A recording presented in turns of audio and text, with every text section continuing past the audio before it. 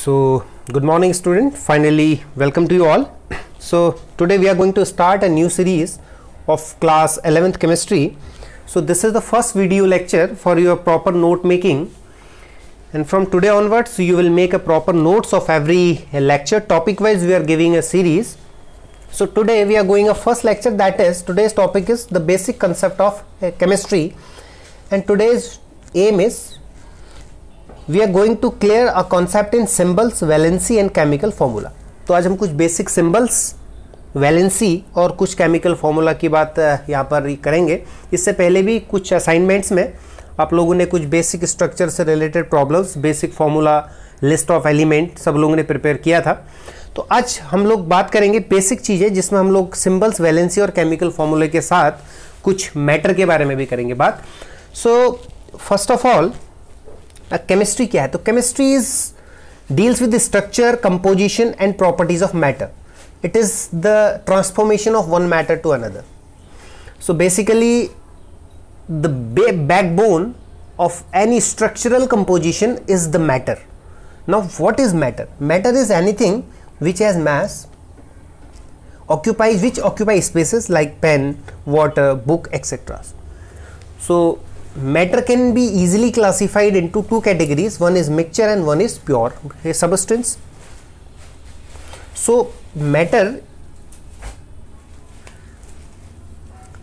is in its pure substance, it can further into classified into its microscopic level, that is an element and the compound. And similarly mixture can also be in homogeneous as well as heterogeneous. Okay, so at microscopic level matter can be classified as a mixture of pure substance and mixture. So finally first we are going to discuss, that is what is mixture. So mixture is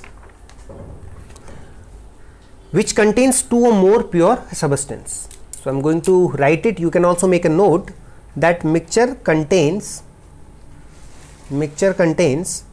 two or more pure substance. Two or more pure substance. If you are going to mix two or more pure substances, in it any ratio. There is not a boundation for any fixed ratio. If you are going to mix two or more pure, so it will be a mixture. For example, suppose air is a good example of the mixture, in which there is oxygen, nitrogen, carbon dioxide and other gases. There is not a fixed ratio, but any substance which mixed in any ratio which will form a mixture. So mixture can also be classified into two categories, that is homogeneous and heterogeneous. So what is homogeneous mixture? Next, that is homogeneous mixture. Next one is homogeneous mixture. Homogeneous mixture. Okay, so now this is your basic. ये आप लोगों ने class 9-10th में भी मतलब पढ़ा हुआ है, but as a proper revise, the homogeneous mixture is what? So there are mixture having uniform composition throughout and in which individual components cannot be distinguished from one another. Means there is a mixture having uniform composition. Means a mixture having uniform composition. Uniform composition throughout, and in which individual components cannot be distinguished from one another. For example, suppose you have sugar. And you are going to dissolve it in water. Means this is a sugar solution. Okay, so अगर आपने कुछ sugar को mix कर दिया मतलब water में, तो उस सॉल्यूशन के अंदर अब आप क्या कर सकते हैं कि जो शुगर की उसको इंडिविजुअल अलग मतलब नहीं कर पाएंगे उससे. सपोज आपके पास सॉल्ट है, सॉल्ट को आपने डिसॉल्व किया मतलब वाटर के अंदर, तो पानी में अगर नमक घुल गया तो अब उस पानी जो नमक का है, वाटर है, उसमें से नमक को इंडिविजुअली नॉर्मल मेथड से सेपरेट नहीं कर पाएंगे. It is also a part of true ये मतलब सॉल्यूशन. ठीक है, तो होमोजीनियस क्या है? जहां पर मिक्सचर एक यूनिफॉर्म जो मिक्सचर है जिसका मतलब कंपोजिशन जो होगा वो क्या रहेगा, मतलब यूनिफॉर्म रहेगा, और उसमें से जो इंडिविजुअल एक मतलब कंपोनेंट है उसको आप नॉर्मल मतलब मेथड से सेपरेट नहीं कर पाएंगे. This is a homogeneous mixture. Okay, now for example अगर मैं आपसे बात कहूं होमोजेनियस मिक्सचर का एग्जांपल, तो आप क्या कर सकते हैं, कोई भी सपोज आपने लिया सैंड, आपने क्या लिया, sand and sugar, sorry this is heterogeneous. So homogeneous का एग्जांपल ये क्या हो जाएगा, sugar in water. For example आप ये ले लीजिए अल्कोहल, क्या ले लीजिए, alcohol, alcohol plus water, alcohol को वाटर में डिसॉल्व किया, सो ये भी क्या बना, होमोजीनियस मिक्सचर बना. ठीक है, सिंपली वी कैन से एक यूनिफॉर्म कंपोजिशन होगा थ्रू आउट, और जिसमें से इंडिविजुअल जो मतलब कंपोनेंट होगा cannot be distinguish from one another, और एक दूसरे से वो अलग नहीं है. दिस इज होमोजीनियस ये mixture. Now come to the second point, that is heterogeneous mixture. Okay, अब इसका डेफिनेशन लिखने का जरूरत नहीं है, ये सब चीज़ें आप बेसिकली जानते हैं, बट फिर भी एक बार छोटा सा रिवीजन हो जाएगा आपका. heterogeneous mixture. So what is heterogeneous mixture? Means mixture whose composition is not uniform throughout and individual components can be distinguished from one another. ठीक है, मीन्स एक यूनिफॉर्म ये कंपोजिशन नहीं है. ठीक है, फॉर एग्जाम्पल जैसे मैंने अभी यहाँ पर एग्जाम्पल भी दिया था, that is sand and sugar. Sand and sugar, आप कुछ रेता ले लीजिए और उसमें शुगर मिला दीजिए, तो दोनों यूनिफॉर्म ये कंपोजिशन फॉर्म नहीं कर पाएंगे. मींस दोनों को आप इजीली क्या कर सकते हैं, सेपरेट भी कर सकते हैं. ठीक है, so this is the example of heterogeneous mixture. ठीक है, तो इसके अंदर आप क्या कर सकते हैं, आप क्या ले लीजिए AgCl, this is silver chloride in water. AgCl in water is also example of heterogeneous. ठीक है, क्योंकि इसके अंदर डिजोल्व नहीं होगा. ठीक है, सो ये क्या बनाएगा, प्रेसिपिटेट. मतलब बेसिकली आप इन दोनों का ये कंपोजिशन सेम नहीं होगा. So this is also example of heterogeneous. ठीक है, तो this is a first part, that is mixture. Matter का एक पार्ट है मिक्सचर, और जिसके अंदर होमोजीनियस और मतलब हेट्रोजीनियस आ गए. तो इसको आप प्रॉपर नोट वाइज नोट भी मतलब कर लें, इसका एक प्रॉपर नोट भी बना लें विथ योर NCERT. इसके और भी एग्जाम्पल्स हैं, उनको भी नोट कर लें. तो नेक्स्ट पार्ट पे चलते हैं. Okay, our next part is element. अब देखिए एलिमेंट क्या है. Element is the purest substance which cannot be separated into another elements. Elements are made up of small particles like atom or molecules. तो element क्या है, the purest substance. एक purest मतलब substance है जो further दूसरे elements में फिर से डिवाइड सब डिवाइड नहीं हो सकता है, दैट इज एलिमेंट. अब देखिए इसके एग्जाम्पल क्या है. इसके एग्जाम्पल मैंने यहाँ पर, जैसे मैं आपसे कहूँ हाइड्रोजन है या फिर हीलियम है या फिर सोडियम है, अब यहाँ पर मैंने O2 लिखा, दिस इज द मॉलिक्यूल मतलब बेसिकली. सो एलिमेंट जो है they are made up of smallest particle which may be atom और मॉलिक्यूल. जो एटम हो भी सकते हैं और या मतलब मॉलिक्यूल भी हो सकते हैं. सो जैसे इसमें कुछ चीज़ें आपको मतलब ध्यान भी रखनी है. जैसे मेटल्स है, metals have atom as smallest constituent unit. तो मेटल में क्या होता है, सपोज मैं आपसे कहूँ कि आपके पास एक आयरन का ब्लॉक है, ये काहे का ब्लॉक है, आयरन का. तो इस आयरन के ब्लॉक का मतलब क्या हुआ कि इसमें छोटे छोटे आयरन के एटम है, तो वो एक छोटा आयरन का एटम है, further that is the element.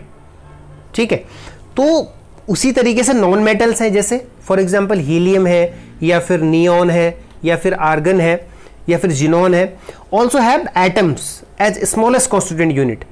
और उसी तरीके से देखिए जैसे कार्बन है, तो कार्बन क्या रहता है, आपने ये पढ़ा है कैटिनेशन का ये प्रॉपर्टी. ठीक है, तो उसी तरीके से बोरॉन है या फिर मतलब सिलिकॉन है, तो एक जाइंट मॉलिक्यूल के फॉर्म में पाए जाते हैं. बट कैलकुलेशन के लिए हम लोग क्या करते हैं, atom as smallest constituent unit. But calculation के मतलब पर्पज में हम उसका स्मॉलेस्ट यूनिट को क्या मानते हैं, carbon, which is an element. ठीक है, सो एलिमेंट इज नथिंग. अगर आपको कई बार डाउट हो जाए कि एटम बोला है, मॉलिक्यूल बोला है, क्या बोला है, तो सबके लिए क्या है, that is element. Element is common. Okay, now come to the next, that is compound. ठीक है, तो कंपाउंड क्या है, जब दो या दो से ज्यादा एटम्स आपस में कंबाइन होते हैं in a definite proportion to give a new substance. ठीक है, विच हैव डिफरेंट प्रॉपर्टीज. जो कंपाउंड ये बनेगा, इनकी इन एटम से प्रॉपर्टीज क्या होंगी, मतलब डिफरेंट होंगी फ्रॉम कॉन्स्टिट्यूएंट एलिमेंट्स इन एटम से. Then new substance form is known as compound. तो फिर से इसको मतलब नोट कर लें, when two or more element combine in a definite proportion to give a new substance which have a different properties from the constituent elements. Mean जब दो या दो से ज्यादा एटम भी आपस में एक डेफिनेट प्रोपोर्शन में कंबाइन होंगे तो एक नया आपका क्या बनेगा, सबस्टेंस फॉर्म होगा। जो नया सबस्टेंस बना है उनकी प्रॉपर्टी इन एटम से क्या होगी, डिफरेंट होगी। So in that case this compound this is known as the compound. ठीक है, तो इसमें देखिए क्या होगा, कंपाउंड में क्या करना है आपको। फॉर एग्जांपल मैंने कुछ एग्जांपल भी लिखे, देखिए NaCl लिखा। ठीक है, तो NaCl जो है वो किस चीज से मिलके ये बना होगा, Na प्लस और Cl माइनस। अब Na के अंदर ये देखिए पॉजिटिव चार्ज आयन है, this is negatively charge ion. ठीक है, तो जो पॉजिटिवली चार्ज आयन होते हैं उनको बोलते हैं, नोट करें, कैटायन। उनको क्या बोलते हैं, कैटायन। और जो नेगेटिवली चार्ज आयन है उनको हम लोग एनायंस बोलते हैं। ठीक है, अब ये कैसे फॉर्म होते हैं इस चीज को हम लोग डिस्कस कहाँ करेंगे, केमिकल बॉन्डिंग में करेंगे। बट फिलहाल जैसे मैंने सोडियम के अंदर ये देखिए इसका एटॉमिक नंबर है 11, तो उसको हम 281 भी लिख सकते हैं। और मेटल जो होते हैं दे आर इलेक्ट्रोपॉजिटिव, तो मेटल का क्या टेंडेंसी होता है, इलेक्ट्रॉन लूज करने का। तो सोडियम जब एक इलेक्ट्रॉन लूज किया होगा तो ये क्या बन जाएगा फिर, Na पॉजिटिव और कॉन्फ़िगरेशन क्या हो जाएगी 28, तो स्टेबल कॉन्फ़िगरेशन हो गया। उसी तरीके से देखिए Cl माइनस जो था एटॉमिक नंबर 17 है, 287, इसका भी ये टेंडेंसी होगा कि एक इलेक्ट्रॉन गेन कर ले। तो एक इलेक्ट्रॉन अगर ये गेन कर लेगा तो इसके अंदर चार्ज हो जाएगा माइनस, तो इसका कॉन्फ़िगरेशन हो जाएगा 2,8,8। ठीक है, तो इसने इलेक्ट्रॉन गेन किया तो इस वजह से नेगेटिव चार्ज आ गया, इसने इलेक्ट्रॉन लूज किया तो इस वजह से पॉजिटिव चार्ज आ गया। तो इनके बीच में एक आयोनिक इंटरेक्शन होगी, इसलिए NaCl एक आयोनिक कंपाउंड है। ठीक है, तो सिंपल सी चीज है। बट फिलहाल हमको अभी इसमें ये नहीं करनी बात, हमको वैलेंसी की बात भी करनी है। तो इसमें देखिए सोडियम जो है उसके अंदर एक ही प्लस चार्ज है, तो क्या है, दिस इज कैटायन। और कितना पॉजिटिव है, एक, तो इसलिए इसको बोलेंगे मोनोवैलेंट कैटायन। और इसके अंदर नेगेटिव चार्ज है, एनायन है, एक ही नेगेटिव है तो मोनोवैलेंट एनायन हो गया। अब मैग्नीशियम देखिए +2 चार्ज है तो उसको बोलेंगे डाइवैलेंट कैटायन। और क्लोरीन यहाँ पर मतलब मोनोवैलेंट है। तो इसी तरीके से हम लोग कुछ कंपाउंड्स, कुछ आयंस को भी देख लेते हैं। जैसे पहले बात कर लेते हैं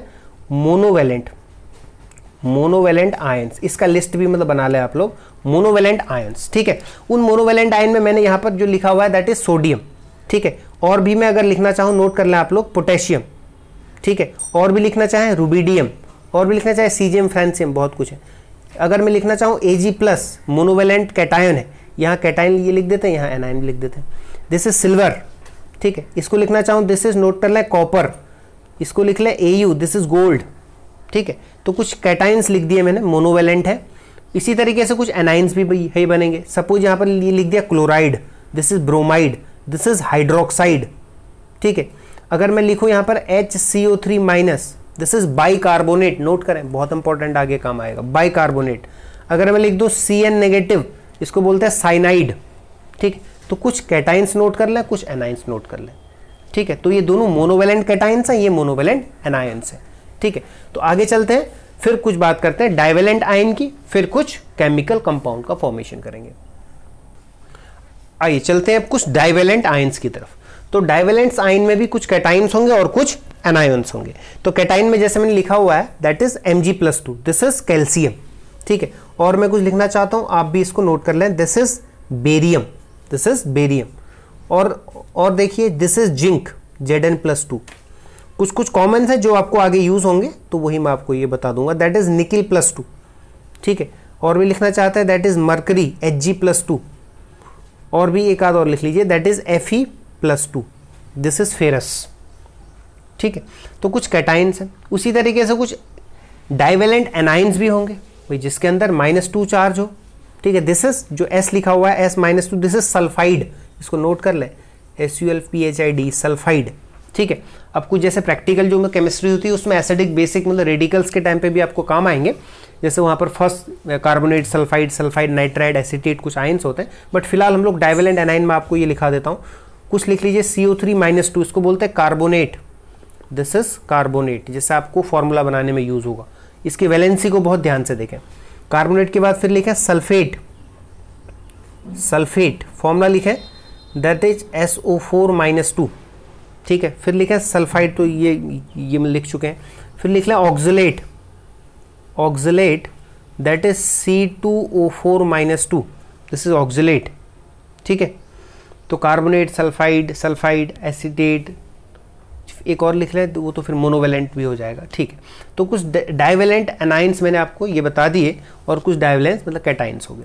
अब सिमिलर वे में बात और कर लेते हैं ट्राइवेलेंट कैटाइंस की, ठीक है। तो ट्राइवेलेंट आयन में देखिए क्या होगा, जैसे मैंने यहाँ पर ये लिखा एल्यूमिनियम, ठीक है, this is aluminium, this is chromium, ठीक है, this is Fe+3, this is ferric, अभी बताएंगे आगे कौन सा फेरस होगा कौन सा फेरिक होगा, दिस इज फेरिक, ठीक है। ये क्या है, ट्राइवेलेंट कैटाइंस है, मतलब जिन कैटाइन में +3 चार्ज होगा, दीज आर ट्राइवेलेंट ये कैटाइंस।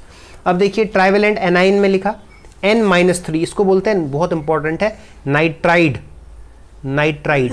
जैसे एल्यूमिनियम नाइट्राइड का फॉर्मूला अगर आपको ये बनाना हो तो क्या बनाएंगे, देखो एल्यूमिनियम का फॉर्मूला चार्ज देखिए +3, नाइट्राइल का देखिए दैट इज -3, फॉर्मूला क्या बन जाएगा ALN, एल्यूमिनियम नाइट्राइल, ठीक है। तो ध्यान रखें इसको। नेक्स्ट देखिए फॉस्फेट, ये क्या है, फॉस्फेट, फॉर्मूला इसका नोट कर लें, फॉस्फेट, दिस इज फॉस्फेट, ठीक है। और भी लिखना चाहते हैं तो लिख लें, जैसे एल्यूमिनेट हो गया, क्या हो गया, एल्यूमिनेट, एल्यूमिनेट का फॉर्मूला लिख लें, एल्यूमिनेट, एल्यूमिनेट का फॉर्मूला होता है दैट इज AlO3 -3, ठीक है, एल्यूमिनेट, वैसे यूज नहीं होता फिलहाल बट फिर भी नोट कर लें। So these are some trivalent ions, ठीक है। सो ये हमारे पास कुछ आयंस थे, कैटाइंस, एनाइंस। तो इनसे रिलेटेड मैंने कुछ आपको असाइनमेंट भी दिए थे, कुछ फॉर्मूले थे कि आपको वो फॉर्मूले मतलब बनाने हैं।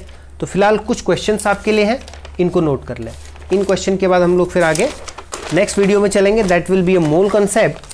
तो उन मोल कॉन्सेप्ट में हम लोग करेंगे बात कि किस तरीके से हम फिर इस बेसिक कॉन्सेप्ट को आगे मतलब ये बढ़ाएंगे। तो पहला क्वेश्चन आपके लिए है, ठीक है, तो लिखिएगा फॉर्मूला पहला, दैट इज पोटेशियम परक्लोरेट, और भी कुछ ये फॉर्मूले मिल जाएंगे आपको और वैलेंसीज वगैरह। पोटेशियम परक्लोरेट, इसका फॉर्मूला लिखना है आपको। नंबर 2 सर्च भी करना है, that is sodium carbonate, sodium carbonate. Number 3 ammonium oxalate, ammonium oxalate, इसका भी फॉर्मूला भी लिखना है आपको। Number 4 that is magnesium, magnesium bicarbonate, bicarbonate, ठीक है। और एक और लिख लीजिए formula, that is sodium carbonate, that is sodium carbonate is already done, that is the next formula is magnesium sulfate, okay, magnesium sulfate, okay. Now you have to write the formula of this 5 a compound and you have to report it on Google Classroom, और वहाँ पर भी आपको ये मतलब 5 question का मैं manually लिख के भी दे दूंगा मतलब क्वेश्चन सेक्शन में। सो टिल देन इसको कर लें कवर, एंड उसके बाद आएंगे नेक्स्ट वीडियो में, that will be the mole concept. Till then thank you and have a nice day.